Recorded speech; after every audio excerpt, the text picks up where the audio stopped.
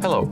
In today's video tutorial, we would like to show how you can set the screen timeout value to never on this TCL 205 smartphone. So first of all, let me go to the settings, open up the display category, expand the advanced options, and once I open up all the available screen timeout values, we'll realize that the maximum time value that we can set by default is 30 minutes.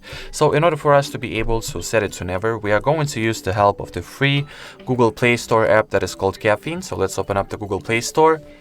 At the search bar, you want to type in Caffeine just like so. Once the needed app is found, you want to get on its page, click on this green install button, and obviously wait for the application to get downloaded and installed.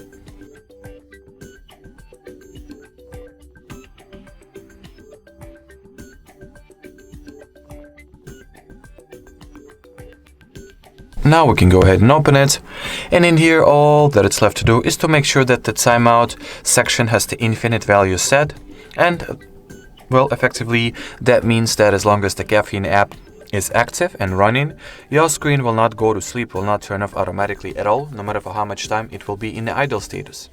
Alrighty, so that was it for this video. Thank you so much for watching, and bye bye.